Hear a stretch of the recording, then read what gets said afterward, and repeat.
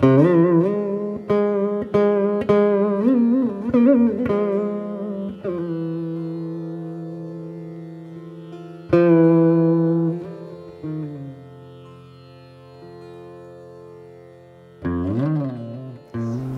1977, I left Holland to look for a better world, and it took me many years, and after searching in all kinds of ashrams, I ended up knowing that Prabhupada was the one that was telling the truth. And but he had already left his body, so I decided to serve him anyhow. I had to make a choice.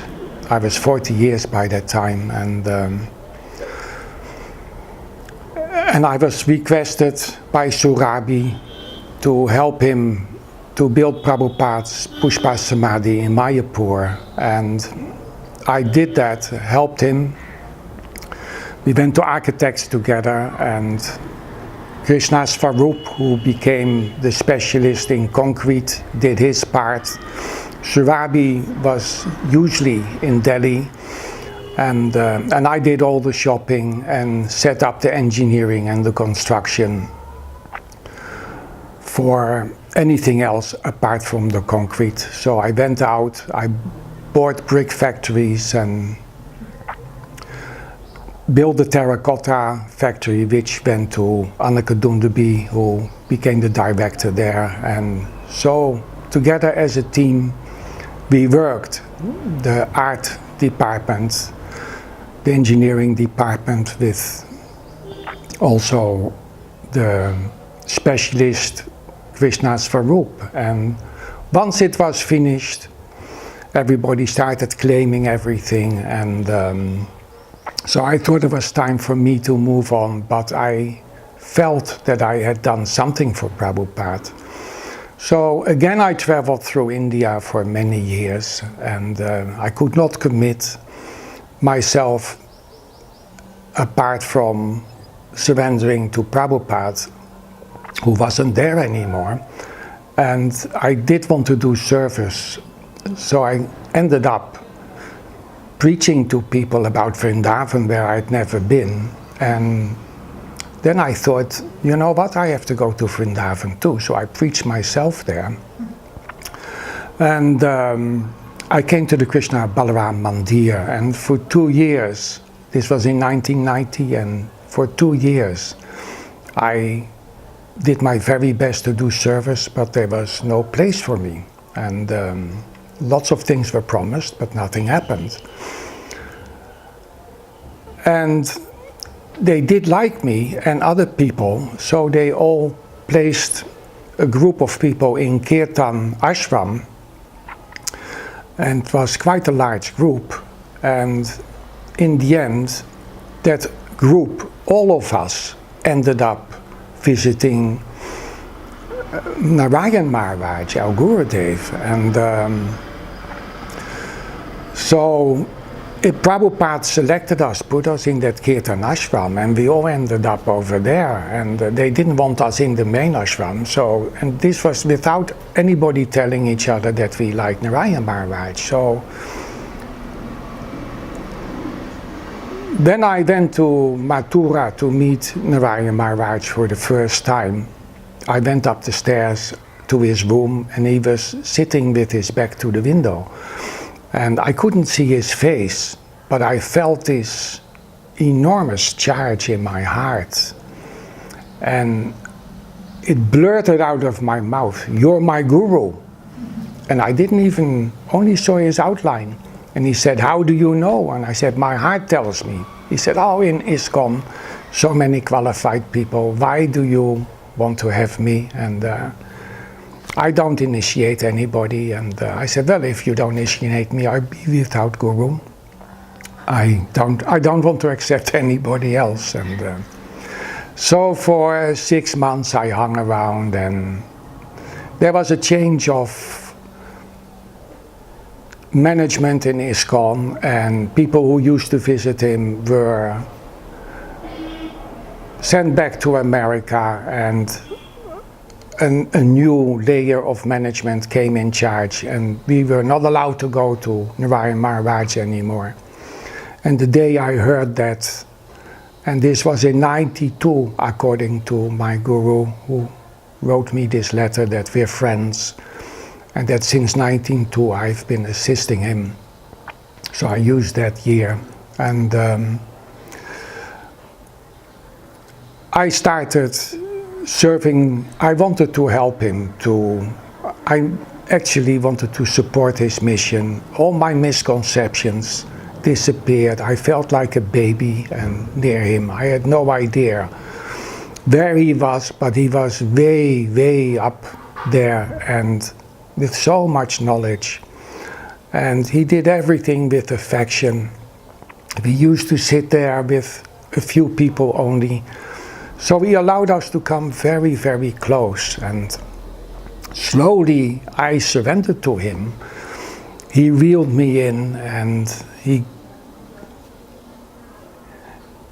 Madhva Maharaj, I got to know better, and one day, this was, let's say 6 months later, Madhva Maharaj, he said, make him my god brother. Why don't you do that? I want him to be my god brother. So then Gurudev gave me initiation, and he gave me Harinam, and also my second initiation. And still, I was looking for service. I didn't know what to do, and I got a little bit bored, and waiting so long. So I went back to Holland to study. I wanted to go back to university and do something in finance for a while. And so I went to Holland, and 3 months later Gurudev left India for the first time, and he came to Holland as the first place. So I picked him up from the airport in my car, and since then I became his driver, and I never left him again. I first met Gurudev when I was just before my 15th birthday, and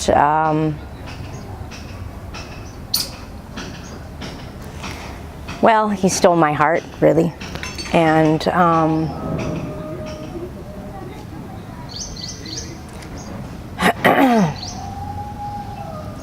anyhow, I'll tell you about when I took initiation. So I took just only Harinam initiation. Right about that time, it was a couple weeks before my first Kartik, which was in, I think it was 1994. And it was what was really cool. I just always remember this, is that, so I took initiation, everything was so sweet. Gurudev said, oh, she wants of her own sweet will. That's what he asked my mother. He didn't want me to be pushed or pressured to take initiation. And anyhow, so he gave me, it was so sweet. Unfortunately, I have a terrible memory, so I only remember a few little bits. But one thing that really stuck out for me was I got those beads, you know, that they always give like the really small japa beads, and and I had my beads, these ones, you know. Then I was really attached to them. I had them from my uncle from when I was younger, and I had to give up my beads for my initiation. So anyway, I was really happy about getting initiation from Gurudev, but I was really upset about losing my japa.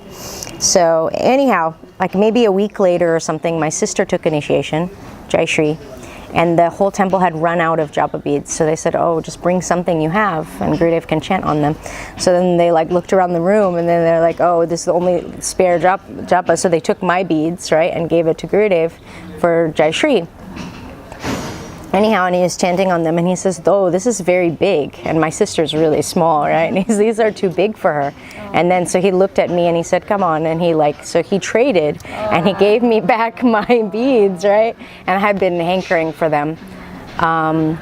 So anyway, and it was, you know, one of those special experiences, you know. Gurudev knew I wanted my beads. So yeah. And then that first parikrama was so sweet. Very few Western people, I guess, and not so many people altogether. It was really small.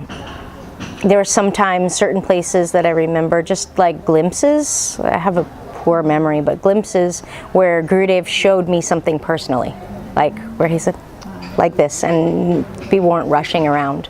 And he called me over to, like, in, you know, the bowls in the ground where the sakas would eat, and he like bent over and showed me how they would eat there and things like that. And so that first Kartik was very sweet.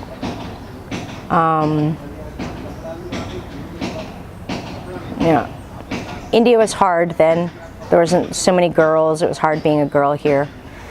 But anyhow, Gurudev, my experience with Gurudev is that he, despite the fact that I've been in and out of lots of challenging or trouble situations as it relates to being a girl within a devotee community, Gurudev was always so sweet with me. And so then, like, throughout the years, what I remember is I would always have these, like, I would run to Gurudev. Basically, my whole teenage years was me, like, having some kind of upsetted, like, oh, I can't chant, and I don't know what this is about, why am I even doing this?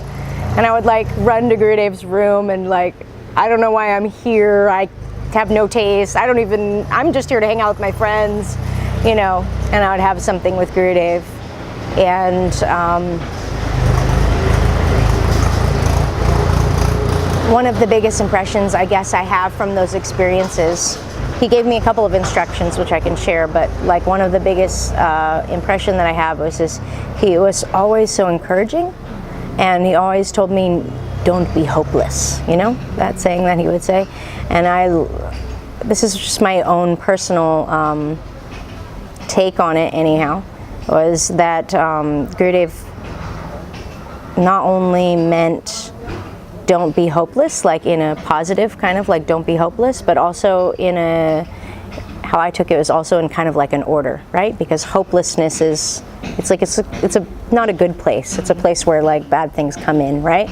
And so I took it kind of as an order and also as a positive, you know, positive thing.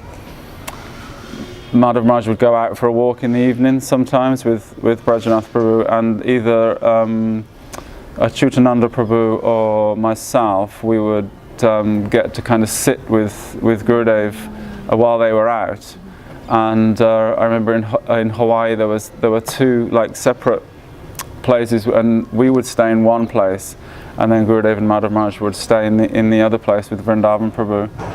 And so then in the evening, Gurudev would just sit on his bed before resting and just chant, like, you know, and he was do his bhajan. And so then my service was, or Achyutananda Prabhu's service was to just sit and make sure Gurudev didn't need anything. And he didn't ever need anything, actually. he would sit and chant. And so we would sit kind of like, he would be sitting kind of like 20 feet over there, and I'd be sitting here, and there'd be nobody else there. And Gurudev would be just chanting to himself and doing his bhajan. And then at some point, Gurudev would get up and, you know, go to the bathroom and then take rest. And sometimes he would even look, you know, in the Bhagavatam. He had Bhagavatam by his bed, and he would look at the Bhagavatam, like, and read one verse before he went, like, took rest, you know. So I remember sometimes Achyutananda Prabhu would like kind of sneak over and look at the Bhagavatam and find out which verse he'd been looking at, and you can ask him about that, because he can probably remember. So yeah, we'd be there just really to make sure that, you know, Gurudev didn't need any help with anything, and sometimes you go turn his light off and like this, but it was so, the atmosphere was like so kind of transcendental, and I used to sit there and wonder, you know, how is Gurudev, what's happening with Gurudev, how is he doing his bhajan?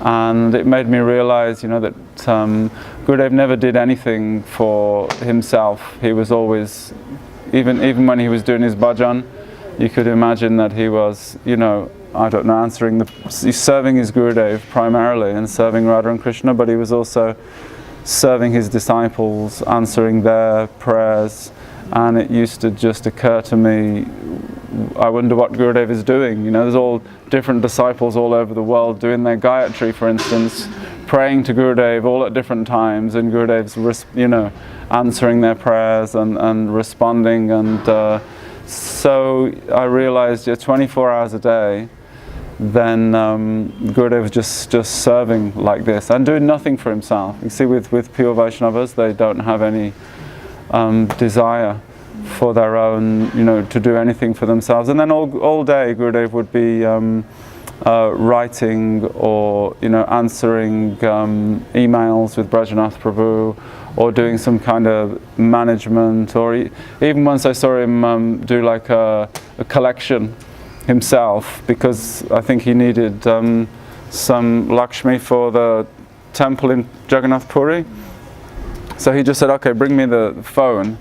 And he just phoned about 10 people, and within about 20 minutes he had all the money. So Gurudev was like the best Sankirtan devotee. He was like, used to collect everything. And he didn't even really wait for anybody else to, you know, collect it. He'd just, and I remember people they'd answer the phone, because sometimes I'd be there and it'd be on speakerphone, like on the Skype, you know.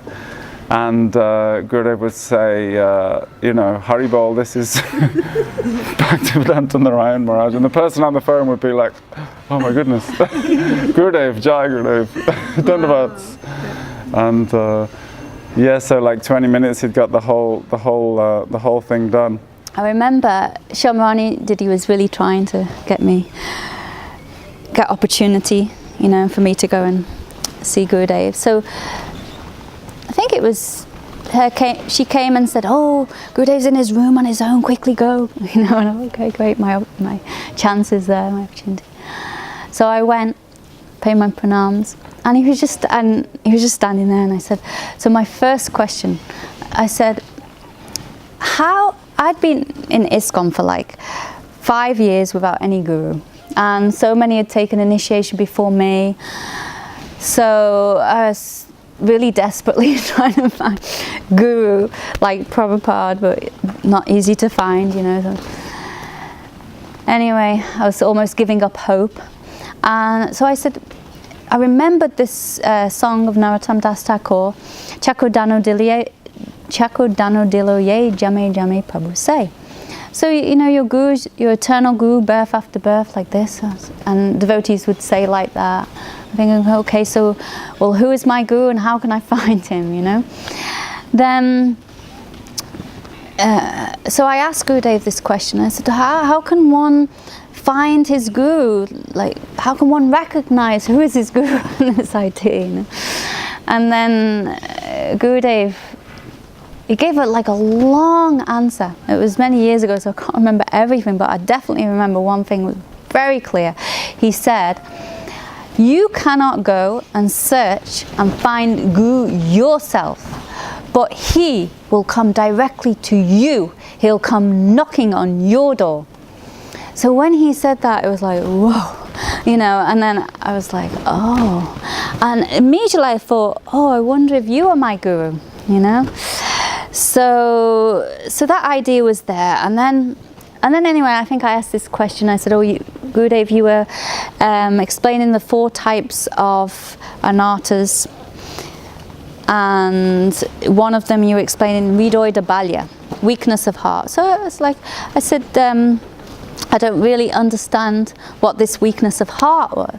But before that, I think I said to Gurudev, oh, you know, I'm in ISKCON, but I'm afraid to leave ISKCON. And Gurudev said, this is Hridoy Dabalya, this is weakness of heart. So I thought, okay, that's true. So then, anyway, I was very, very touched after that darshan, and then that was kind of the unofficial darshan, and then it was like, you know, going to be the official darshan, and Ramanath Prabhu wanted to meet Gurudev also, so it was like both me and him. So it was arranged, we were in Gurudev's room, and I remember Ramanath Prabhu was opening his heart to Gurudev, and he was saying how he'd almost given up hope, you know, being in ISKCON, trying to serve so many years, but he's kind of not practicing so well, and kind of having doubts or something. I can't remember exactly. So Gurudev, when Ramanath was speaking like this, Gurudev, like you could see his heart was melting, and like it seemed like this whole wave of compassion was coming over Gurudev. And I was really carefully looking at Gurudev, like Ramanath Prabhu was here and I was on the other side and Gurudev was there, and I was really kind of studying Gurudev, you know, and then seeing his reaction and everything, you know, and I was looking and I just felt this like overwhelming wave of compassion. You know, you can sometimes see in like maybe a devotee's face, you know, oh, you know, something, but this was really genuine through and through, and it was so powerful that it really like touched my heart, and it like melted my heart, and I started to cry. So then as soon as that happened, Gurudev turned to me and he said, if you want initiation, I'll give you initiation. Because at that point I knew that Gurudev wasn't any ordinary, you know, guru, and he was really, you know, Uttama Adhikari. He was really topmost Vaishnava. Not that I had any realization, but something came to me that, oh, he's like Prabhupada, you know. So then as soon as he said that, I said, yes, of course, you know, and then he said, okay, so tomorrow get ready, you know.